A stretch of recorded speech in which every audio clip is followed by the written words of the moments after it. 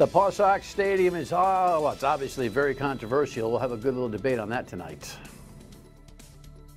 The Dan York State of Mind program is brought to you in part by Lookout Rhode Island and Takeo Comfort Solutions. Yes, it is often difficult to get two people to come to the same site and disagree on an issue as volatile as the PawSox Stadium. I'm still trying to figure out why it is such, but Pat Ford, who's the chairman of the state Libertarian Party, really made a speech and a half on the radio show weekdays 3 to 6 on WPRO yesterday. So he said, hey, why don't you come on in? And I've been listening to Andy Gresh, who hosts the Gresh Show, the new sports talk show that's been on a few months now on WPRO, which follows me. And Andy's made some, I think, pretty good arguments in support of it. Obviously, you know, if you've been watching this or listening to the radio, I support this project. But I'm gonna slow play this and let these guys talk about it tonight. So don't go anywhere, okay? Let's go to the rundown. There's a couple things happening I just wanted to mention on this Thursday evening, and welcome aboard, by the way. Thank you very much for tuning in. Yeah, the South Korean summit is onward and upward beginning tomorrow, and the reason I bring this up, we got a headline here, Justin, don't we? This is going to be a very interesting dynamic. Obviously, South Korea is an ally. North Korea is not. There's a new push to put some military strategy together for Donald Trump, and that's got a little people a little jumpy. Why wouldn't we have a military strategy? We've got to have a military strategy. They've got a strategy. We need to have a strategy. And I think really it's difficult to put this whole thing into context, but here's what we're going to do for you for tomorrow night. In the midst of this developing conversation in Washington, we have an expert from the Naval War College, Professor Terry Warrig, is going to be with us. There he is. We've already recorded the show. He's fascinating. We dedicate the entire show to the history of Korea, what's really going on in North and South Korea, and what our options are. So please make a note for that tomorrow night here on State of Mind.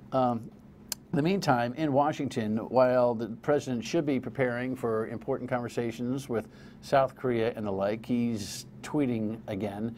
The Morning Joe show on MSNBC has been growing in audience, just like every other cable show has that has engaged the wackiness of President Trump. Here's an example of the kind of browbeating they've given him.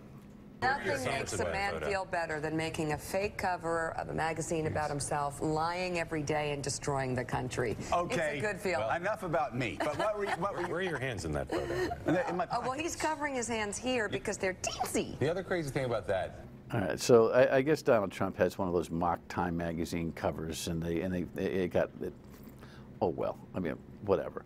But of course, the president has no concept of turning the other cheek. Here's some of the headline coverage. He's getting after her. Here's the tweets. Are you serious? She was bleeding badly from a facelift. It's just very hard to compute, and it just gets harder and harder to compute.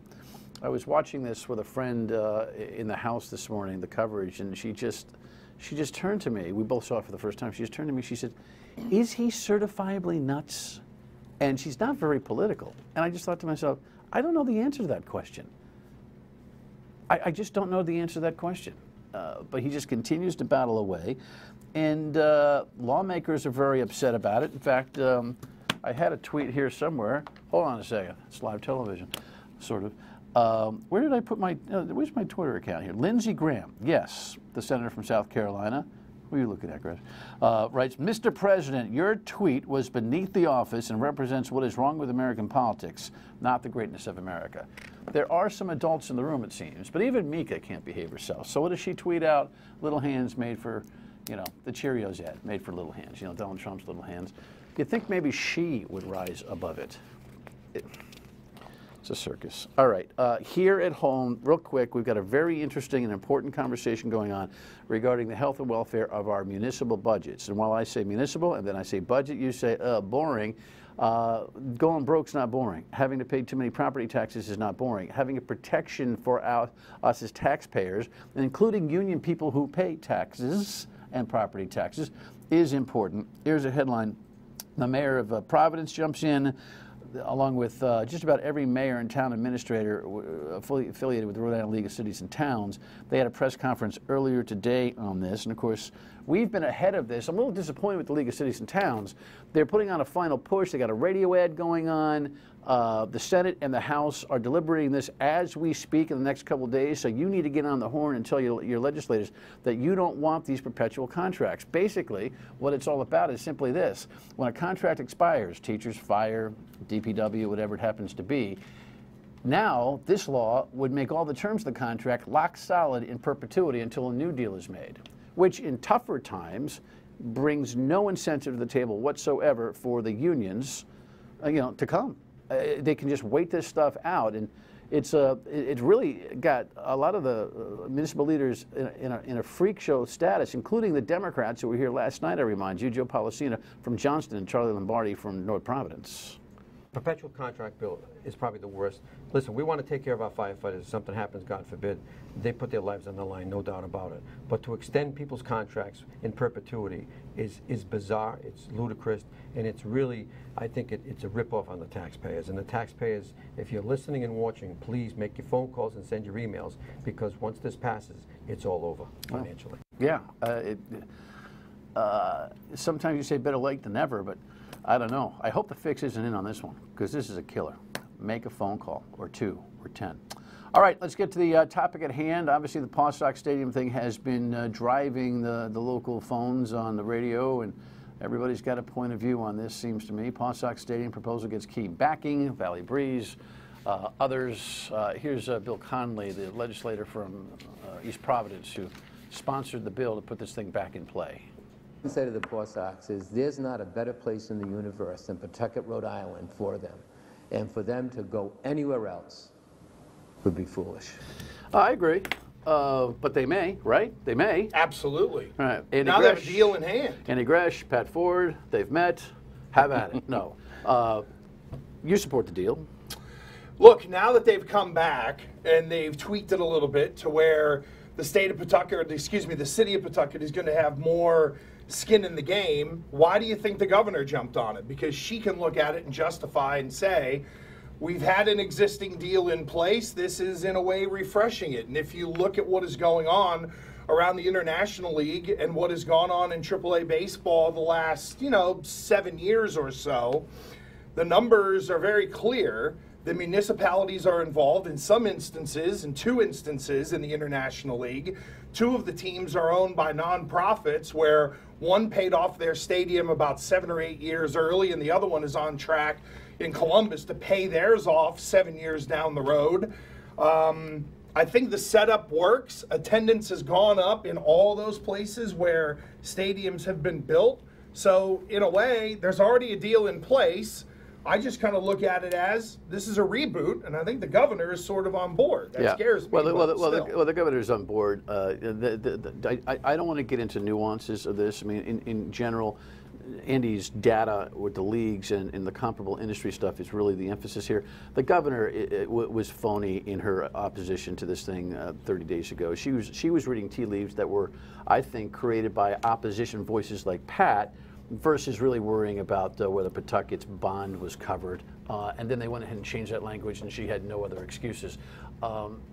Having said that, she did drive this conversation with the Commerce Department very slowly and carefully, worried about voices like yours who say you're going to raise holy hell over this. Why is this such a problem?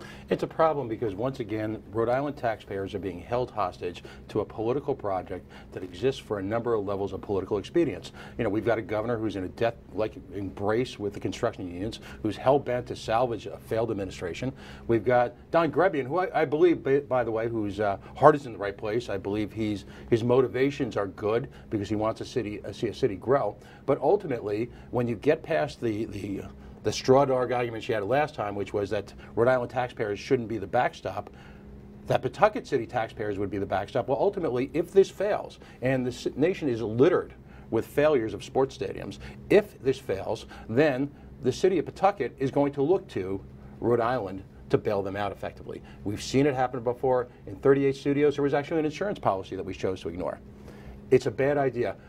Government has no place involving itself in free markets whatsoever. If the project stands on its own legs economically, Great, Well, let's move forward. So look, I mean, that's a philosophical argument that I can respect. The fiscal analysis, I hate to throw money around as small bits of money. The $15 million bond that Pawtucket has got to finance in this thing is a cherry pick against their municipal budget. So I mean, come on, man. I mean, well, then why is there a threat of a fire department closing that's being rumored in the city of Pawtucket? Why are the city of Pawtucket schools in such terrible physical condition? Great people work there; they're working very hard, but under difficult circumstances. So if this kind of money isn't a big deal, we finance schools on a state level. Right. That's the habit in this in the state of Rhode Island. That's so the structure. why is the city of Pawtucket suffering on so many levels, and yet seemingly we have no problem whatsoever involving government in a private enterprise? The individuals and investors involved in this are well-heeled. They've got the sophistication, they've got the lifelong access to serious capital markets that if the project stood on its own, if it was economically viable, there's plenty of, as they say in Wall Street, dry tinder on the side looking to invest in guarantees like that. Okay, so that establishes the arguments. And when we come back, more.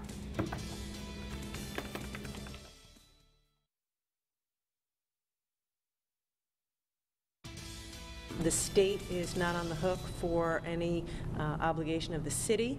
At the end of the day, I don't think this is going to cost the taxpayers of Rhode Island anything. That's Governor Raimondo the last couple of days talking about the deal. And what she's saying is the cash flow that's already generated from the old formula at McCoy Stadium is enough to be able to finance the $23 million bond that the state establishes as kind of the B tier of bonding in this whole thing. And then the city of Pawtucket is on its own to make sure that there are more residual revenues from the stadium and development revenues that will pay for its bond. Having said that, Pat Snow on this, Gresh and I are supportive of the concept, but at least you were quick to get to some ideological, philosophical arguments here. And I guess where I'm going to leave you two guys to talk about it amongst yourselves is this.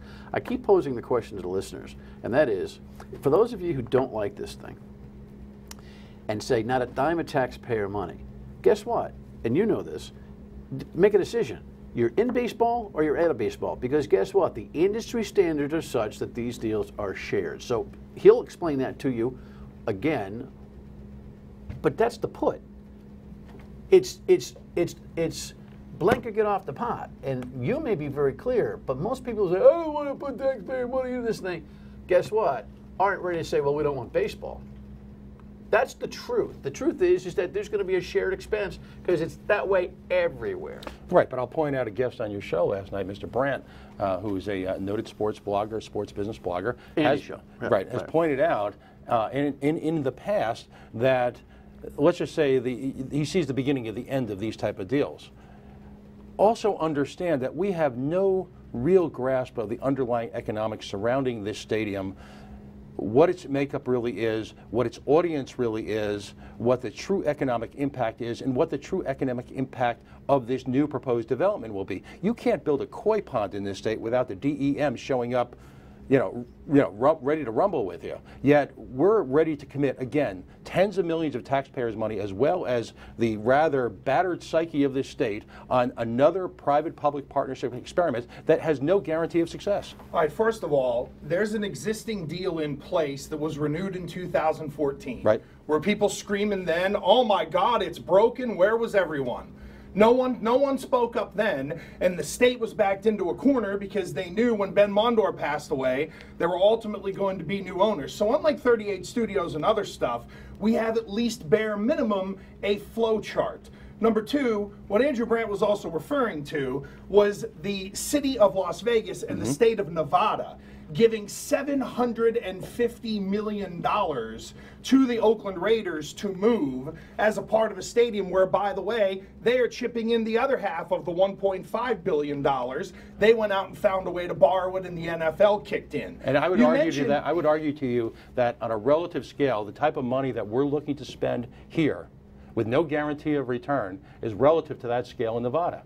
And let's also point out something very simple. In the past 10 years, and I read the lease this week in preparation for this show. In preparation for this show, ultimately, consumers have woken up to I'll call it the perpetuation and the perpetration of the myth that somehow publicly subsidized sports is either A, good for the community psyche, and B, actually makes economic sense when neither is fundamentally true. Well, then tell me why the Charlotte Stadium that was built in 2015 has attendance that went up from, let's see, in 2014 when the stadium opened, it went up to 9,686 people attending. The year before it was 3,900, and that's being generous. They were #1 in the International League in 2015, #1 in 2016, and they're right now #1 in 2017. It cost $54 million. Right. The city chipped in money. There was a group that threw in $750,000.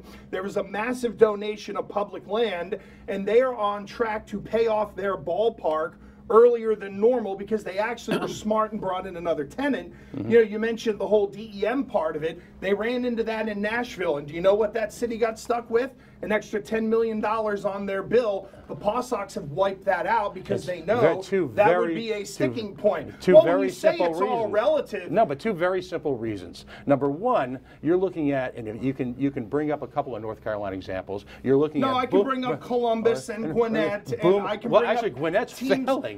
But boomtown economies are fundamentally different, all right, than the type of economy we're talking about Pawtucket. So Allentown, Pennsylvania, and Pawtucket are vastly different compared to Oakland and Las Vegas? What you're talking about Charlotte, is, Columbus, Lehigh Valley, and El Paso. Where are these people going to come from?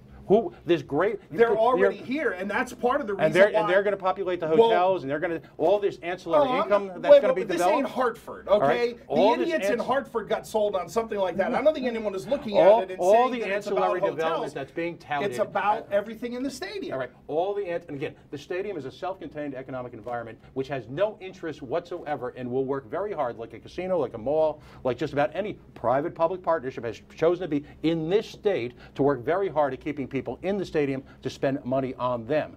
What this project depends a lot on is the notion that there's going to be this halo effect in the city of Pawtucket. When in fact, if you're arguing to me that people are going to come here from out of town, all right, for a weekend in a crowded economy where the Boston Red Sox are a mere 40 miles away, prove to me those numbers or show me numbers from an independent third-party source that wasn't, by the way, the same firm responsible for the Ryan Center. I'm not sure that this destination argument that you're trying to diffuse is where's legitimate. the money come from? I don't think there's a destination argument here. This is a current marketplace behavioral enhancement. Right. You know, that the train station is coming in and there's some Slater Mill development that they're looking at. Right. Is more of a Boston commuter, entertainment commuter type of thing. Whatever hotel action happens in the city of Pawtucket, it can or cannot happen with or without the stadium. The stadium is, nobody's trying to the mayor of Pawtucket that people are coming from Burlington, Vermont to go see a PawSox game. So then if you're talking about the current crowds, where is this income going to come from to justify this development? Well, there's a couple of ways. Number one, when you actually get a ballpark that isn't a dump and you have the ability to partner with Rhode Island companies to be able to bring in them for concessions and maybe give them a little bit of rub from being in there. There's already concessions in this stadium, Andy. Whoa, but wait a minute. By the way, but they don't have the ability. And they sell a lot of burgers. Right, but they don't have the ability right now because they don't have the space to partner up with someone in the state of Rhode Island who would love to get. Because you've got the state of Rhode Island. Well, I haven't even finished it, so I don't know how you can say it's a principal flaw. Right, no, the principal flaw here is that if we have a principal flaw to be debated, we have to do that in the next segment. Okay. Stay with us.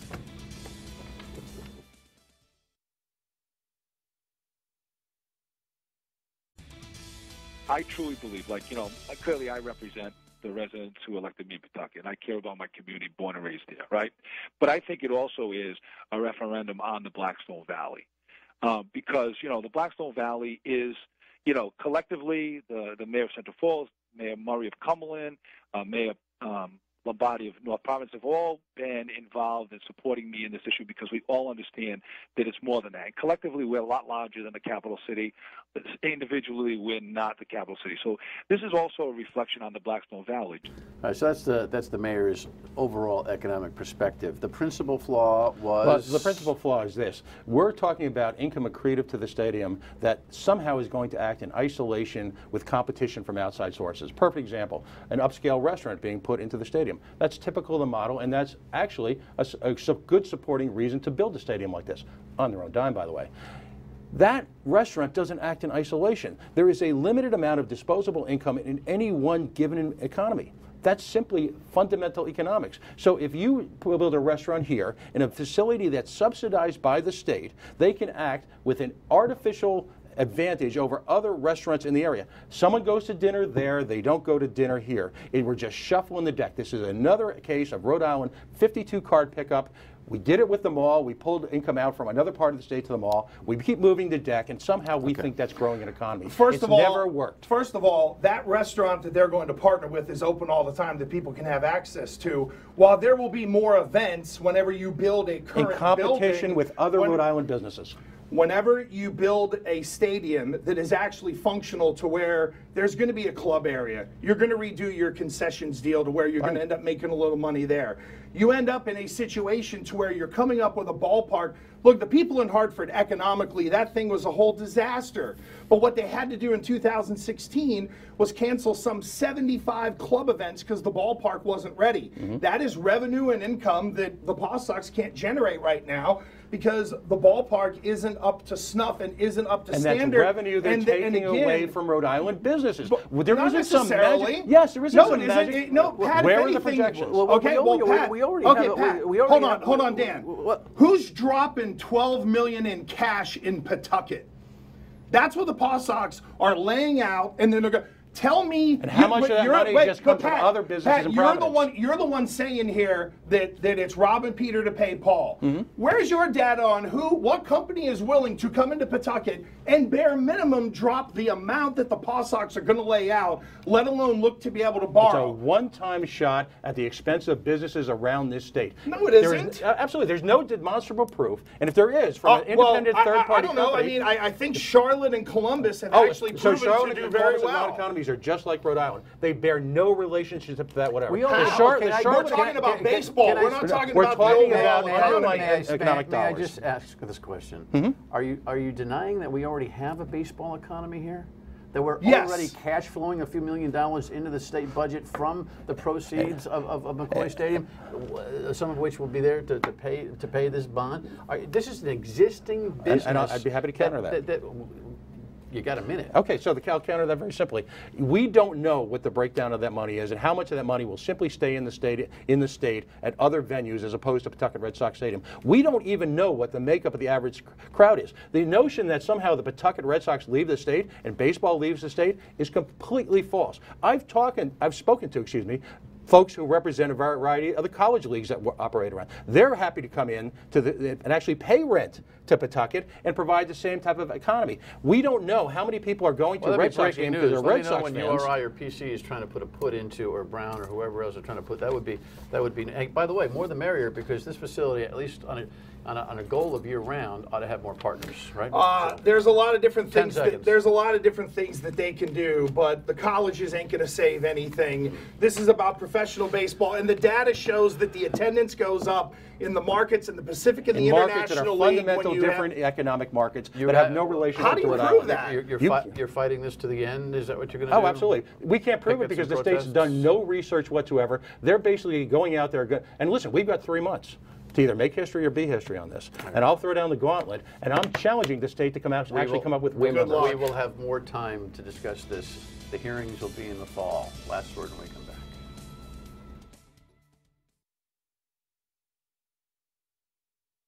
For those of you who say no to the stadium, it's a fundamental question. Are you ready to say no to baseball? Because the industry has shared equity, private, public partnerships, and it ain't 38. All right, North Korea tomorrow night. See ya.